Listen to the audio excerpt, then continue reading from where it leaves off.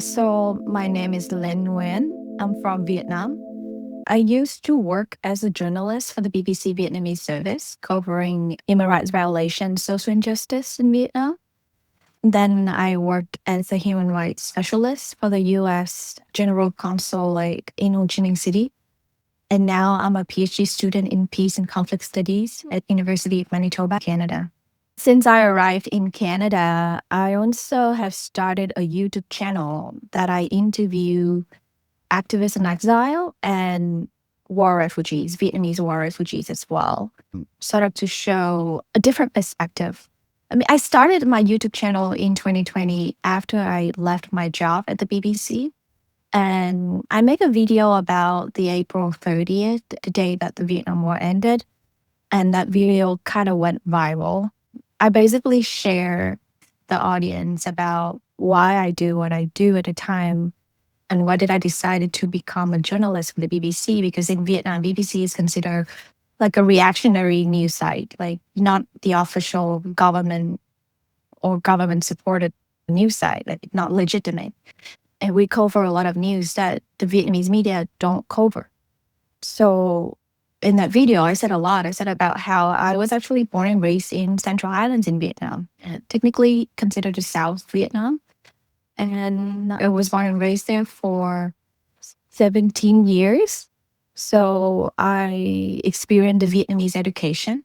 And I grew up learning about Ho Chi Minh and like loving the Vietnamese Communist Party. And at the time, we slowly had access to the internet, but it was still heavily censored by the Vietnamese government until I finally have a chance to study abroad in New Zealand.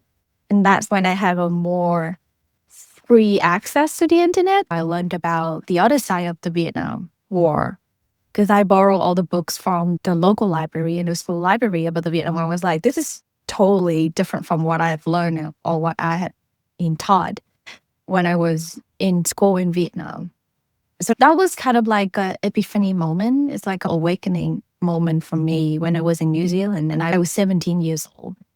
And at the time, it felt like your entire belief, like the ground beneath my feet was crumbled down. And I was falling to the pit of like, what is going on? Not completely a lie, but is half truth and half a lie. And then after I study in New Zealand, I have a chance to go to the United States. That's when I stay with a very distant relative from my dad's side. His family, that uncle family, they came to the south of Vietnam before the American involvement. And so eventually he fought for the South Vietnamese Air Force. And he later became a bold person and migrated to the United States after the war. And so I stayed with him and his wife. And I got to interact with the Vietnamese refugees community in San Jose in California. And that was how I get to learn more about that community. I learned about them when I was in New Zealand. So it was not a big culture shock for me when I went to California and then saw how they commemorate the April 30th. The April 30th is considered like a big celebration day in Vietnam. You see the red flag everywhere on every single corner of the street. We ever been to Vietnam during those times. But in California or in any Vietnamese communities in North America, I mean Australia or maybe in Europe, it's actually a day. They call it the National Day or National Revenge Day. Like it's a pain for them. I became a student journalist and I got interested in journalism. And I felt like if all the things that I've been told is not truth, then maybe I should be the one who figure out the truth myself. I become a journalist. So I study journalism in the United States, and then I got a job offer at the BBC before I graduated, joined the BBC Vietnamese service as a journalist. Yeah.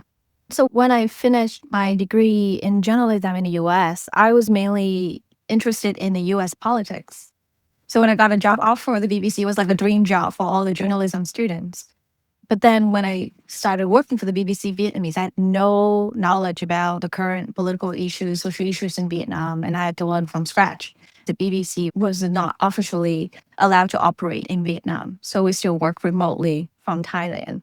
And so that was how I slowly learned about the issues of rights violations, religious freedom, suppressions. the environmental issues and corruption in Vietnam. I think within the first year, I expand my network from maybe like 50 people to 300 people in the activist community because they became news source.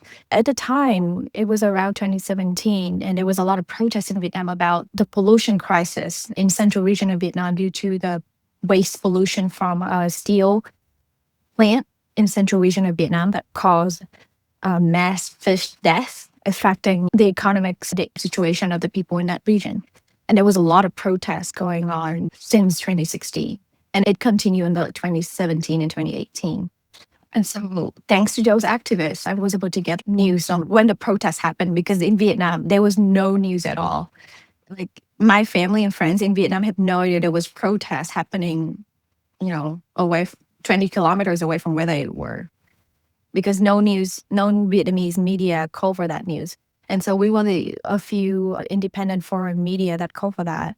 And yeah, that was how I connected the first narrative about how the Vietnam War was not always how I was taught to Vietnam is no longer is not the Vietnam that I was seeing as I grew up. So there was a lot of change of narrative at the time and changing the perspective. And those activists, when they got arrested and in prison, the Vietnamese media will portray them as traitor, as reactionary. But me, as a journalist, interviewing them, interviewing their family, and knowing how much injustice they have faced, it changed me as a person. Not just someone who have a new perspective on the past of Vietnam War, but someone who have a new perspective on the present as well. And I do have hope about the future because of that. I mean, the working environment at the BBC was not exactly great. I will elaborate on that, but I think, I felt very honored that I was able to get to know these activists. And some of them have become my good friends, like personal good friends. And they inspire me a lot. They gave me a lot of encouragement for my work as a journalist. But I still want to remain my role as a journalist or as someone, to be in that neutral role. Now I'm slowly shifting into the role of a researcher, a peace activist, or a peace advocate. I still want to be in that neutral role because I also witness violence within the activist community, within the refugees community. And I want myself to be in a position that I can call out that.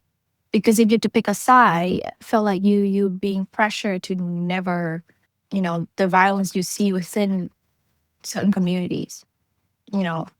I think I'm loyal to the human rights values more. Yeah, so I mean, my situation would be considered quite lucky compared to others.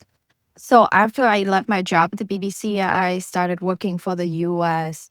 Consulate General in Ho Chi Minh City, but also continue reporting on human rights violation and religious freedom abuse in Vietnam. But it's just my audience are now American diplomats and officials and congressmen. So different audience, but still similar job. And I get to do more advocacy work, and I finally get to meet with the activists and their family in person. Compared to like in the past, I can only see them via like a phone call, Facebook video call. But I think like in recent years, the Vietnamese government has become more aggressive in their crackdown on activists, not just active, vocal political activists, but also against LGBT and environmental activists and journalists. The people who are not actively criticizing the government, but they're doing other things, non-political, sensitive thing. And they also has become targets of the Vietnamese government. And I remember we have a trip to Central Highlands in my hometown with my American colleagues, and we faced ridiculous interruption and intervention by the Vietnamese authorities in order to prevent us from meeting with a local activist. They block 3 roads by staging accidents, leading to like a long traffic jam. And then after that, my American colleagues and I, we also became targets of the line harassment and attack from the Vietnamese government supporters. I mean, my colleagues were concerned because they're American, so no one would dare to touch them. But they were worried about me because I'm technically still a Vietnamese, the local Vietnamese staff at the US consulate. And at the time, I was frustrated with my position at the consulate because I felt like I couldn't really do anything other than just reporting. I think after a few years, first working as a journalist and later as a, human rights specialist, I feel like all I do is just reporting on the problems. I start seeing facilitations as a tool to bring people together. And around that time, I also did my master in Vietnam because during the COVID pandemic, I didn't plan to go anywhere. So I did my master at Fulbright University in Vietnam, and that's where I got to interact with the local Vietnamese government who were my classmates.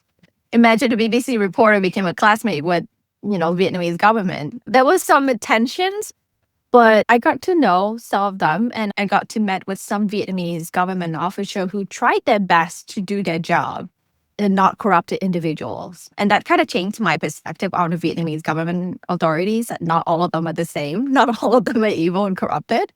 So that's why the facilitation method has become attractive to me. I was thinking maybe I should figure out a way to bring people together. And that's why I decided to file a PhD program in peace and conflict studies. I see that trauma is another enemy of us, not just the Vietnamese government. Trauma. Collective and transgenerational trauma is a problem that the activists having. Because I've been hearing report of Vietnamese activists become violent with other activists. Some of them are misogynist. So some male activists was misogynistic towards some female activists.